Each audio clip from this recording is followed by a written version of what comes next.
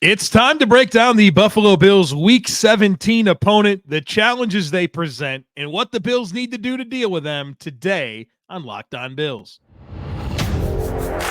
You are Locked On Bills, your daily Buffalo Bills podcast.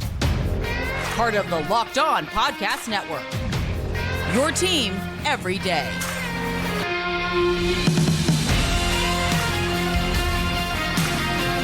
What's up, Bills Mafia? It's Joe Marino, author of Go Bills and Buffalo's Run, also the co-host of the Locked On NFL Scouting Podcast, and I'm your host of Locked On Bills. Want to thank you for making Locked On Bills your first listen every day, and a big welcome and shout out to our everydayers. You know who you are. Those of you who never miss a single episode, I appreciate y'all being here very, very much. I'd also like to invite you to subscribe or follow for free on YouTube or wherever you listen to podcasts. We're part of the Locked On Podcast Network, your team every day.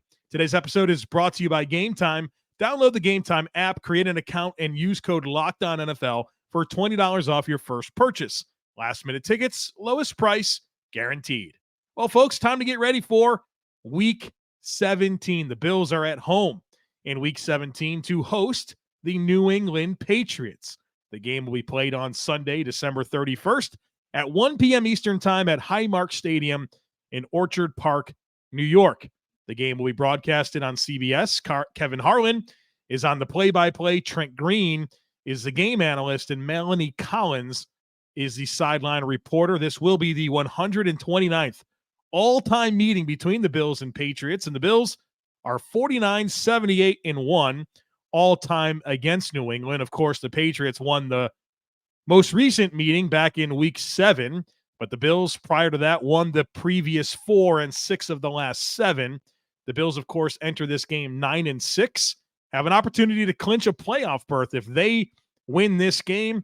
And, there's some very basic things like the Chiefs beating the Bengals and the Seahawks beating the Steelers. If those three things happen, the Bills are clinched in terms of a playoff opportunity. We know if Baltimore beats Miami, which is a game played at the exact same time as the Bills and Ravens, and the Bills beat the Patriots, then Week 18 in Miami is for the AFC East. So big implications here for the Buffalo Bills, but none of these clinching scenarios, none of these opportunities the Bills have to make it through the wild card or win the division, that formula does not include the Bills losing to the Patriots. So a critical game for Buffalo against the Patriots, who are 4-11. They have been a little bit better lately, 2-2 over the last 4, but 4-11 on the season.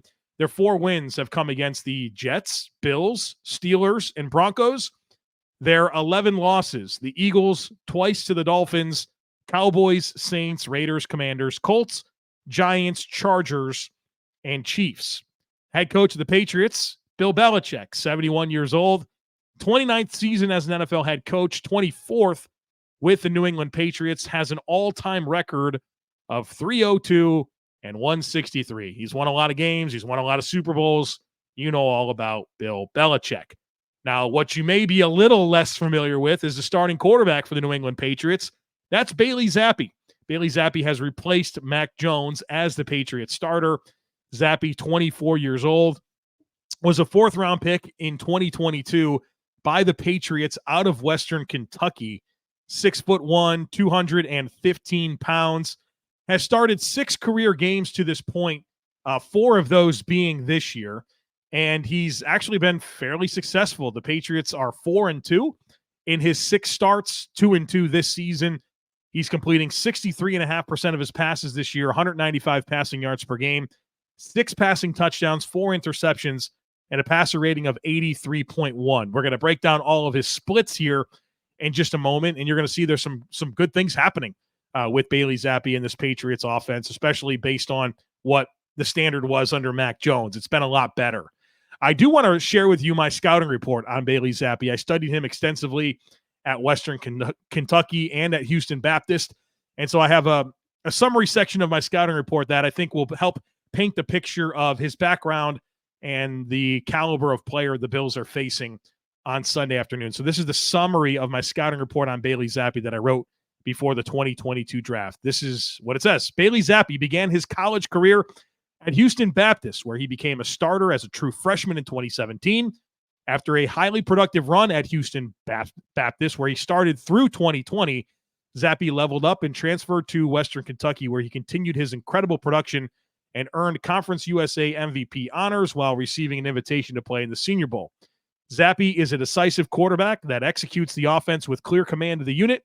While the offense at Western Kentucky featured plenty of manufactured throws, Zappe still showcased the ability to work progressions and hit throws with anticipation. He is poised and rhythmic in the pocket with a strong understanding of where his answers are on the field, and he does a great job of getting the ball to his playmakers. He makes some highly impressive touch throws between zones and frequently drops the football in the bucket on vertical shots.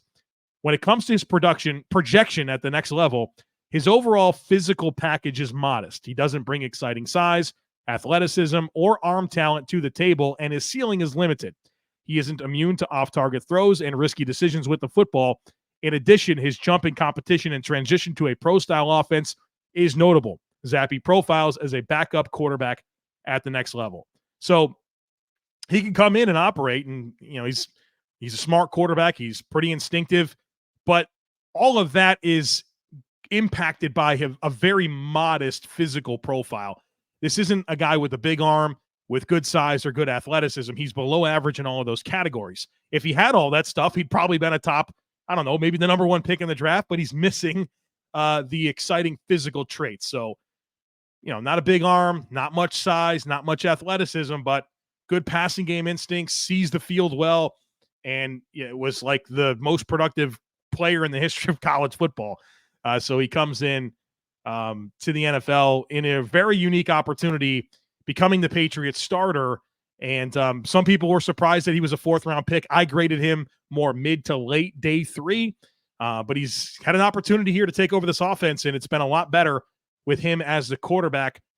Again, I've mentioned he started 4 games to this point, and so I want to talk about his metrics over those 4 games. His average time to throw is 2.67 seconds, which is 22nd in the NFL. When he gets the ball out under 2.5 seconds, which is about half the time, 49-51 split on under and over 2.5 seconds. So pretty close to dead even there.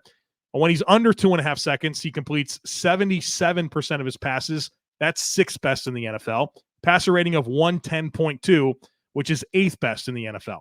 When he holds on to it for over 2.5 seconds, he completes 59% of his passes, which is 12th in the league, with a passer rating of 84.6, which is 18th. His average depth of target is 7.3. That's 25th in the NFL. 12.8% of his throws are 20 yards or more down the field. That's 13th in the NFL. So above average when it comes to percentage of throws that are down the field. And when he throws the ball 20 yards or more down the field, he's having great success. 8 of 15, 225 yards, 2 touchdowns, no interceptions, and a passer rating of 138.2. That's 4th best in the NFL. That passer rating on throws 20 yards or more down the field over the last 4 games, 4th best in the NFL. By comparison, Josh Allen's like in the 60s in terms of his passer rating on throws 20 yards or more down the field. Under pressure, that happens for Bailey Zappe a fair amount of time. About 36% of the time he's under pressure, but he's fared well under pressure. 82 passer rating under pressure. That's 7th best in the NFL. 54% completion percentage, 7th best in the NFL. So top 25% of the league in passer rating under pressure and completion percentage under pressure. When he's kept clean, his passer rating is 106.2, which is outstanding, and he completes 77% of his passes when he's kept clean. So metrically, Zappe's doing pretty well to this point. Play action, that happens 20% of the time. That's 25th in terms of frequency. His splits with and without play action are pretty close. They're actually a little bit better without play action. And then screens, still a big part of this offense. 12.5% of the throws Zappe has had are screens. That's 9th most frequent in the NFL. And he averages 5.2 yards per attempt on screens, which is 14th. So the production's been pretty decent, all things considered. An offense that has been kind of struggling all season long, that I think has holes in the offensive line, that has holes in the skill players around him. Zappe's been able to come in and elevate the performance of this offense. And so I think it's been a good switch, obviously, for the New England Patriots, and he's he's been better than Mac Jones, and we'll see if that will sustain itself. There's obviously limitations to Bailey Zappe, but he's provided a better option this season than Mac Jones, and that's who they're rolling with, of course, against the Bills, and presumably, the rest of the way, they got the Jets to close out their season. All right, we're going to talk more about the offense and the keys for the Bills defense against this Patriots offense here in just a moment, so be sure to stick with us. But folks, you got to check out PrizePicks. PrizePicks is the funnest, most exciting, easiest way to play daily fantasy sports. The format is incredible. It's just you against the numbers. It's not you against thousands of other players, including pros, including sharks. It's just you against numbers. Here's what you do. You select 2 or more players. You pick more or less on their projected stats, and you place your entry. That is it. It doesn't take long. Picks can be made in under a minute, and then when you win, the withdrawals are super, super quick. I love all the sports that are on TV right now. I love them even more when I have a PrizePicks entry going into a slate of games, and you can also cross-pollinate between sports. So maybe there's something you like in the NFL, and you want to work that together with something in the NHL, NBA. You can cross-pollinate between the sports and really put together the entry that you really love. So check it out. Go to prizepicks.com/LockedOnNFL and use code LockedOnNFL for a first deposit match up to $100. Again, that's prizepicks.com/LockedOnNFL and use code LockedOnNFL for a first deposit match up to $100. PrizePicks, daily fantasy sports made easy. The offensive coordinator for the New England Patriots is Bill O'Brien, 53 years old. He's back with the Patriots. He was their offensive coordinator in 2011, and then he went to Penn State to be their head coach. Then he was the Houston Texans head coach for 5 seasons, then the Alabama offensive coordinator for a couple of years. Now back with the New England Patriots as their offensive coordinator. It's not been a very good season statistically for the Patriots offense. They only average 14 points per game. That's dead last in the NFL. They've been better the last 3 games. They've averaged 21 points per game. So, as I've said, Zappe's making this team a little bit better. They average 5.3 yards per pass. That's 28th. 3.9 yards per rush. That's 24th. They turn it over 13% of drives. That's 11th. And in terms of the Bailey Zappe starts, they've had exactly 1 turnover in each of those 4 starts. So, I think it's a fairly decent job of taking care of the football. Their third down conversion rate is only 31%. That's 30th in the NFL. And surprisingly, they have a very good red zone touchdown percentage. 57.6% of trips to the red zone result in a touchdown for their offense. That's 11th best in the NFL. Let's look at their personnel. At wide receiver, Devontae Parker, it's kind of been the receiver that Bailey Zappe throws the ball to the most. You're familiar with Devontae Parker, or the Bills have been playing Devontae Parker for a long time, whether it's been Miami or New England. Where he specializes is in contested situations. He gets leverage at the catch point, big physical guy that can go up and get the football. Not much of a separator, but whether it's getting leverage early in routes or getting down the field and winning at the catch point, he provides somewhat of a big play threat. Demario Douglas is a young player, has some athleticism. They'll get him going on some reverses, and he's got some juice, right? A lot different than Devontae Parker. Juju Smith-Schuster, he's had some down-the-field success with Bailey Zappe. He missed last week, their most recent game, so we'll see what his status is. And then Tyquan Thornton, who's got really, really big-time speed down the field. Young player out of Baylor, was a second-round pick a couple of years ago for them. That's kind of their 4 primary receivers right now. Kendrick Bourne not available; he's hurt. So Parker, Douglas, Juju, and Tyquan Thornton, they're receivers.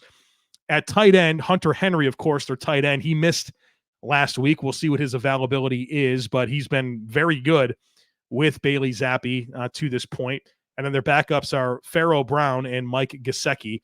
Pharaoh Brown's actually been more productive than Mike Gesicki. Brown, I thought he caught a couple of passes against the Bills, actually, and he's had some big moments this year. He's a veteran.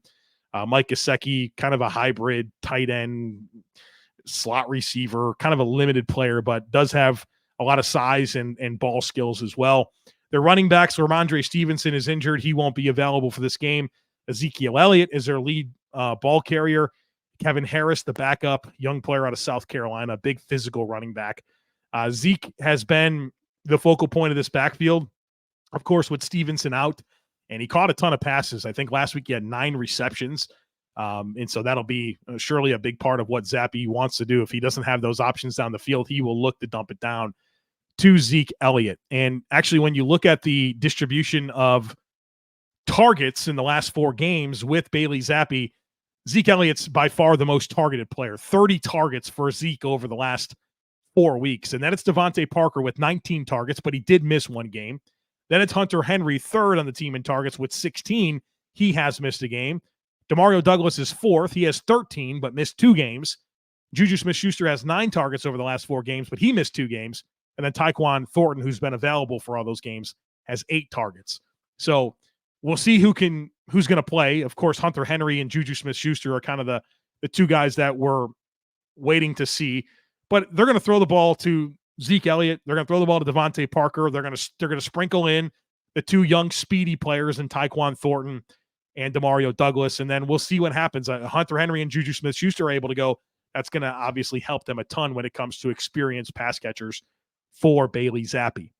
Let's look at this offensive line. There's some questions here. At left tackle has been Trent Brown, who's had a pretty good year, but I don't know what his status is. He's had an ankle injury, and then he had some criticisms for the team about not giving Malik Cunningham a chance to be the quarterback. And then he was in a team video last week where they were breaking down the huddle, and they won the game. They're all excited, and Trent Brown backed out of the huddle before they, even were able to do their celebration together. So I don't know what the situation there is. He didn't take every snap at left tackle last week. It was Verdarian Lowe who played about half the snaps last week. So we'll see what's going on here at left tackle. Obviously, they're going to be a better team if Trent Brown plays, but there's a chance Verdarian Lowe is going to be their left tackle. At left guard, Cole Strange, their typical starter, recent first-round pick, he's injured. He won't play in this game, so it'll be Antonio Mafi at left guard, who's really struggled this year when he's had to play, and that's an opportunity for the Bills to take advantage of a matchup. At center, it's the always reliable David Andrews, been their starter for a long time, consistent player. Their right guard is City So, rookie 4th-rounder this past year, has had some good moments. Looks like he could be a solid starter for them moving forward, but I think he's still a rookie that has those up and down tendencies. And then for my money, their best offensive lineman is Mike Onwenu, their right tackle. So we'll see what happens with Trent Brown, but you should be able to attack those guards. And if Verdarian Lowe's the left tackle, you better win that matchup as well. So what are my keys for the Bills on defense against this Patriots offense? Number 1 is keep Bailey Zappe's head spinning.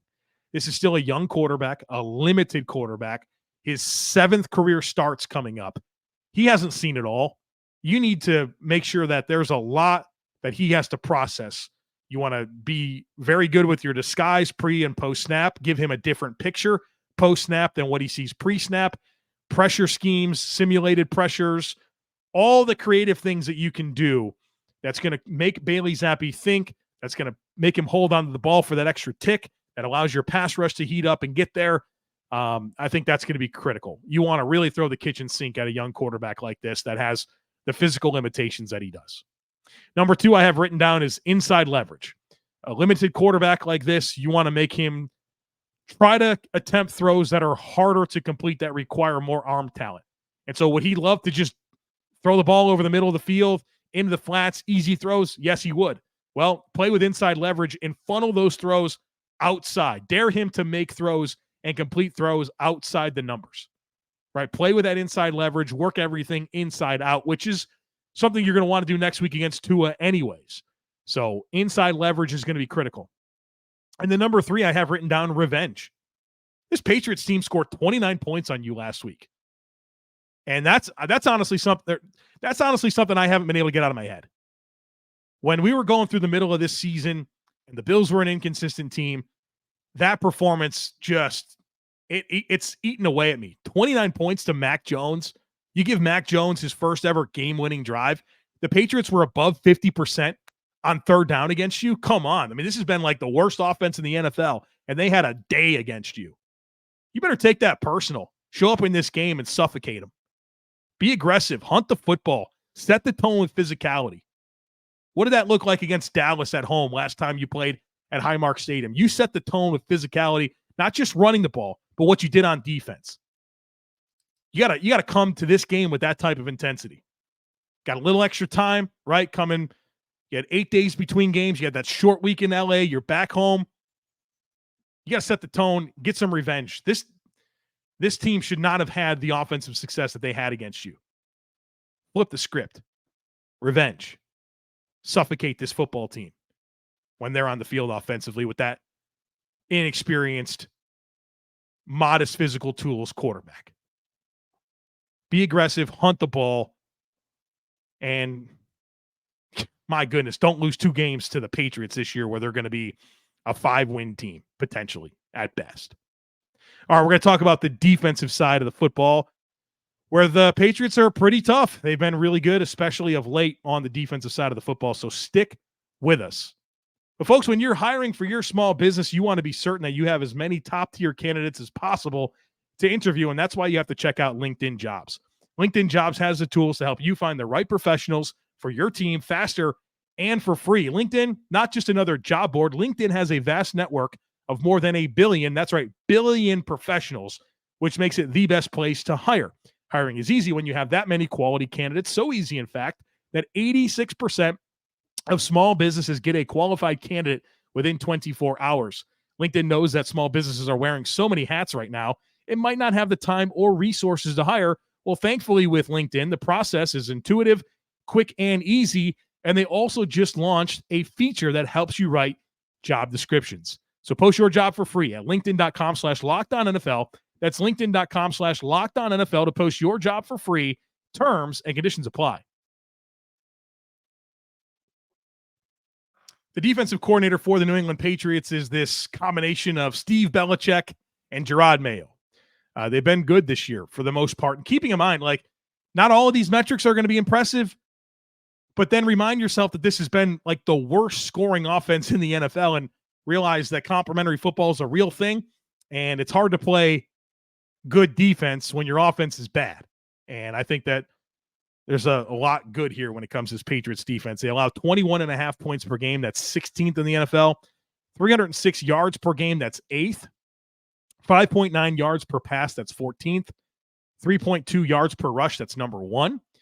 And they get turnovers 8.5% of the time, which is 29th. I think that's been kind of what's ruined a good Patriots defense is they don't take away the ball with a lot of consistency. They're 36% on third down. That's 8th best in the league. Their red zone defense has been really good, 48.9%. They blitz a ton, 33% blitz rate, 7th highest in the NFL, but their pressure and sack numbers are pretty poor. 20.4% pressure rate. That's 19th, and a 6.1% sack rate. That is 26th. Let's talk about the personnel and then the keys here. And through the keys, I want to kind of bring up some of the stuff that hurt the Bills in Week 7. Personnel-wise, on the edge, Dietrich Wise, Anthony Jennings, Keon White, Josh Uche are the primary players there. Dietrich Wise has been a veteran for them. Long arms, heavy hands, plays the run, compression-style rusher. He's good. I think he's, in some ways, maybe a tick lesser version of what Greg Rousseau is for the Bills. Keon White, super athletic, rookie out of Georgia Tech. The playmaking hasn't been there, but he's a big-time athlete. Josh Uche is healthy. He's a really talented speed rusher with a lot of burst, with a lot of bend that's given the Bills problems in the past. And then Anthony Jennings is kind of a hybrid player that just kind of fits this Patriots model that they've had through the years. I'm not going to call him a Teddy Bruschi or Mike Vrabel, but that type of role is what they're doing with him, and he's been pretty productive of late. On the interior, Christian Barmore is a monster, as you know. We had 3 sacks last week against Denver, and when he dials it up, he's as gifted as any interior defensive lineman in the NFL, so that's going to be a tough assignment. And then a couple of veteran fire hydrants is what I like to call them. Lawrence Guy, Devon Godchow. These guys aren't penetration-style players, but they don't get moved. They maintain their space, and they're really important not only for the run defense, but how they like to rush. You know, the Patriots do a good job with their pressure looks. They free up rushers to attack gaps. And these types of players, they're not going to be the ones that win, but they'll set the pick. They'll crash down. They'll create that lane that allows somebody else to shoot through it. So good mix of athletes and fire hydrants, if you will. At linebacker, these linebackers wouldn't work for any team in the NFL besides the Patriots, but The way the Patriots play defense, they work. Jawan Bentley, Jelani Tavai are their 2 starting linebackers, and these are burly 245, 250-pound dudes that don't have a ton of athleticism, but they are physical downhill players that can tackle. They don't have much range. They can blitz, though. They're kind of these straight line guys that just work for this Patriots style of defense. Again, they couldn't play for the Bills. They couldn't play for most teams, but for the Patriots, they work. And all the Belichick disciples, Brian Flores is out there. They'd be fine for the Vikings as well. So those types of defenses. They've also started to sprinkle in Mack Wilson a little bit, a linebacker out of Alabama that has athleticism. And so one thing about the Patriots that's different than a lot of teams is they play a ton of different players in their back seven. Some teams, like the Bills, are pretty static back seven. With the Patriots, they'll play a lot of different guys. And so that extra guy that they'll play at linebacker is Mack Wilson, who gives them more range, more athleticism. At corner, they're pretty banged up here. Obviously, Christian Gonzalez, their bright young first-round pick, he's been hurt all year. And J.C. Jackson has been kind of a flop, bringing him back. So they're going to lean into Miles Bryant, Jonathan Jones, and Alex Austin. Alex Austin, yes, that's right. Bills' 7th-round pick, Alex Austin, that didn't make the Bills team. He lasted for about half the season, then he's recently come over to the Patriots. He's having to play quite a bit of football for them. So Alex Austin, Miles Bryant, who's been this veteran for them that returns punts, that can play safety, that can play in the slot, can play outside. He's been kind of a Swiss Army knife for them. I'm not sure he's a great player, but he can do a lot of different things. And then Jonathan Jones, the veteran of the group, still a good player. He's aging, inside, outside flexibility, can play some man coverage, physical at the line of scrimmage. You know, the Patriots kind of have this type when it comes to their corners, and Jonathan Jones fits into that. We could see some Shaun Wade this week. We'll see. They'll rotate corners and do all kinds of different things at corner, but I think primarily it's going to be Miles Bryant, Jonathan Jones, and Alex Austin.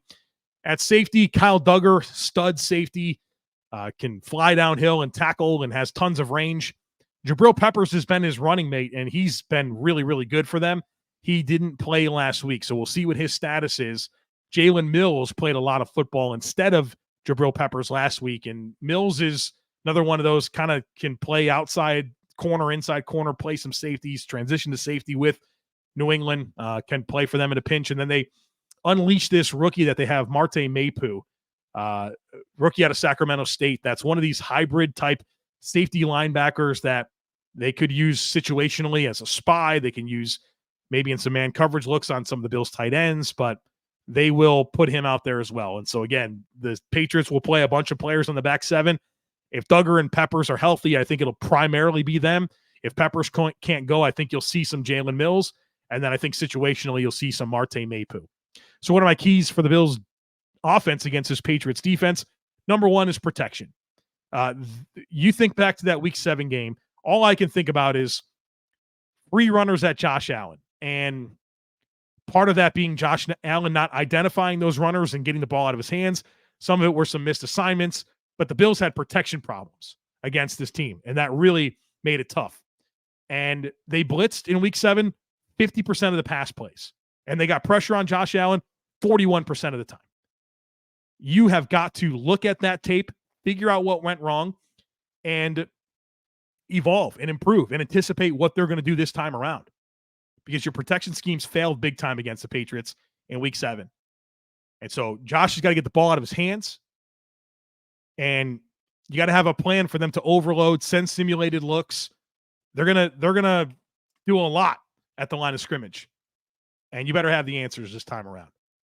Number 2 is this run defense is legit. Do not bang your head against the wall. I know the Bills have been kind of more of a run team than they've been a pass team lately, but you don't just bang your head against the wall against the Patriots. You gotta have a plan to run the football and soften them up, and you probably use the pass to set up the run this time around. The Patriots have held 6 opponents in a row under 85 rushing yards, 9 of the last 10 under 85 rushing yards, and they allow the fewest yards per carry of any team this season. They're legit on run defense. They got those burly downhill linebackers. They got those fire hydrants that I talked about. Their DBs tackle. Like, you can run the ball, but don't run the ball just to run the ball. Run the ball because it's been softened up, because you like the looks. It's going to be important this time around. And then number 3 is win the matchups in the passing game. You should have matchups that you can win. They don't have a corner that should be able to cover Stefon Diggs. If you get these linebackers in coverage, have a field day. We're talking about Alex Austin on Gabe Davis or Khalil Shakir. Miles Bryant shouldn't be able to take away whoever you have in the slot. Like, you should have legitimate matchup advantages in the passing game. Go after them. Get the ball out of Josh Allen's hands and realize that your talent at the skill groups should be better than what they have in the back 7. So you have it. Pass protection has to be figured out this week. Don't bang your head against the wall when it comes to running the ball. Win matchups in the passing game. Special teams real quick. Chad Ryland, rookie kicker out of Maryland, has had a bad season. 21 of 22 on extra points, 15 of 23 on field goals. So he's been super hit or miss. I think he hit a monster kick against the Bills, though, of course, right? Nobody misses field goals against the Bills.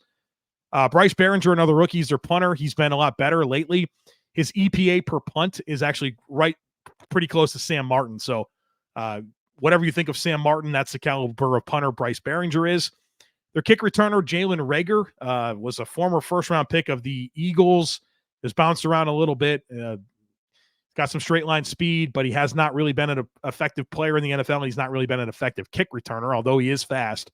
Miles Bryant is their punt returner, who I think is one of those catch the ball, make good decisions type of options, not very explosive in the return game. So you could have some opportunities if you wanted to be aggressive and get some tackles on special teams. I wouldn't be overly concerned with Reagor or Miles Bryant.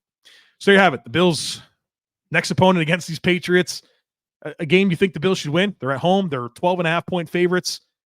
But the Patriots have some things going for them. They're playing better with Bailey Zappe at quarterback. Their defense has been pretty good all year. The run defense is outstanding. And you lost to a lesser version of this team in week 7. So time to right the ship here. Time to get this win and position yourself to play the Miami Dolphins next week for the division. But step 1, there's 14 playoff clinching scenarios for the Buffalo Bills this week. None of them include the Bills losing to the Patriots. So go get this dub. There you have it. We'll have one more conversation for you this week. We'll do final thoughts, talk to Dr. Kyle Trimble about the injuries, and, of course, my predictions for Sunday. So don't miss anything. Would love it if you took a second to rate, review, and share the podcast. Have a great rest of your day. Go Bills, and I look forward to catching up with you again tomorrow.